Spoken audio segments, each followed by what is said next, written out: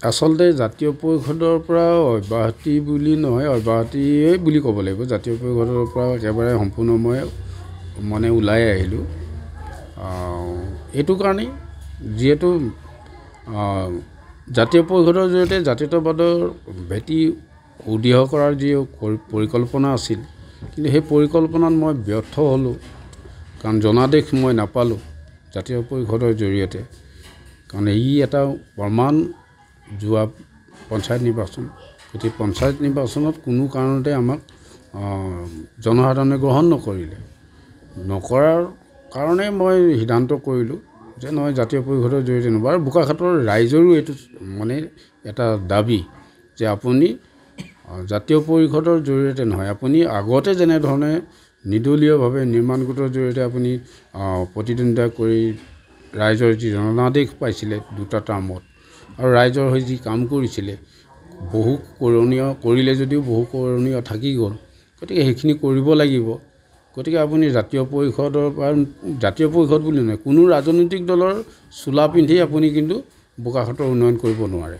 সেইকাৰণে আপুনি জাতীয়তাবাদী চিন্তাধাৰাৰ মানুহ হিচাপে আপুনি প্ৰকৃত জাতীয়তাবাদ কৰি আছে বুলি আমি উপলব্ধি কৰোঁ। কাৰণ বোকাখাতৰ বাহিৰে জিতেন গগৈয়ে আজিলৈকে বেলেগৰ অসমখনৰ কথা চিন্তা কৰাও নাই, নকৰোঁ। গতিকে সেইকাৰণে শেহতীয়া সিদ্ধান্ত সেইটোৱেই হ'ল, সকলোৰে দিহা পৰামৰ্শ অনুযায়ী যে জাতীয় পৰিষদ ত্যাগ কৰিব লাগে, আৰু জাতীয় পৰিষদৰ জৰিয়তে কোনো কাৰণে বোকাখাতৰ উন্নয়ন নহয়। সেইটো কাৰণেই জাতীয় পৰিষদ ত্যাগ কৰিলোঁ। নহয়, বোকাখাত নিৰ্মাণ গোট এটা অৰাজনৈতিক সংগঠন, বেচৰকাৰী সংগঠন।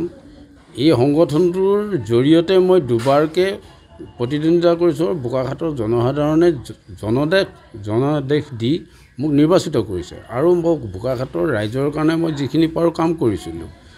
আৰু সেইটো সময়তো আপোনালোক সকলোৱে জানে যে কংগ্ৰেছৰ এটা বৃহৎ ঢৌ আছিলে, এটা তেওঁলোকৰ প্ৰতি মানে বিপুল ভোটেৰে তেওঁলোকৰ প্ৰাৰ্থীসমূহ জয়যুক্ত হৈছিল। তেনে সময়ত বোকাখাতৰ ৰাইজে মোক নিৰ্দলীয়ভাৱে নিৰ্বাচিত কৰিছিলে দুটা টাৰ্মতে।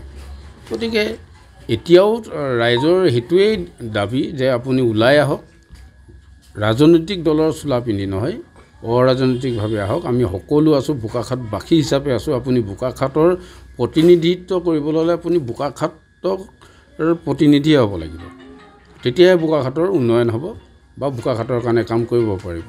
সেইকাৰণে আচলতে বিভিন্ন কথা বতৰাৰ কাৰণে মই ওলাবলগীয়া হ'ল। কাৰণ মই আপোনালোকে জানে মই দুটা টাৰ্মত যেতিয়া বিধায়ক হৈ আছিলোঁ, যিখিনি পাৰিলোঁ কৰিলোঁ, নোৱাৰা সময়ছোৱাত নথকা সময়ছোৱাত মই যি পাৰোঁ মই কৰি আছোঁ ব্যক্তিগতভাৱে আজিৰ তাৰিখতো। কিন্তু মানে এনেকুৱা এটা সময়ত মই মানে এই যেতিয়া নাই, আজি 4-5 বছৰ মানৰ আগৰ পৰা মোক মানে শান্তিৰে মোৰ নিজৰ কামতো লাগি থাকিবলৈ দিয়া নাই ৰাইজে।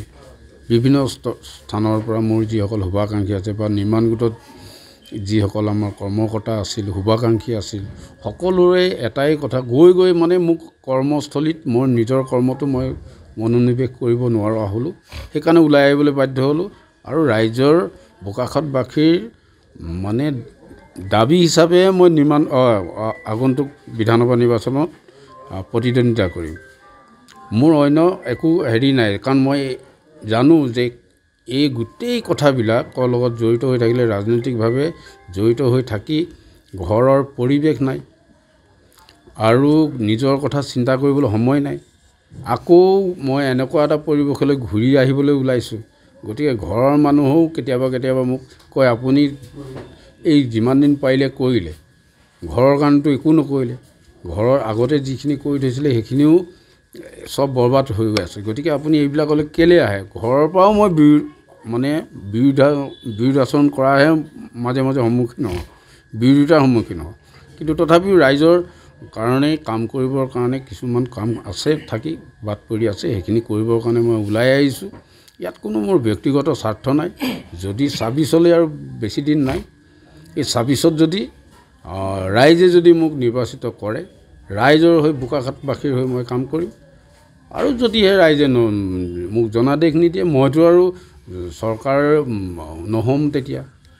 কাৰণ এটা কথা কৈছোঁ যে মই যিয়েই নহওক, মই নিৰ্বাচনত প্ৰতিদ্বন্দ্বিতা কৰি জয়ী হ'লে যোনেই চৰকাৰ গঠন কৰক মই তাৰ লগত থাকিম কিন্তু আজি যদি মই ৰাজনৈতিক দল এটাৰ পৰা প্ৰতিদ্বন্দ্বিতা কৰোঁ তেতিয়াতো মই ইফাল সিফাল হ'ব নোৱাৰিম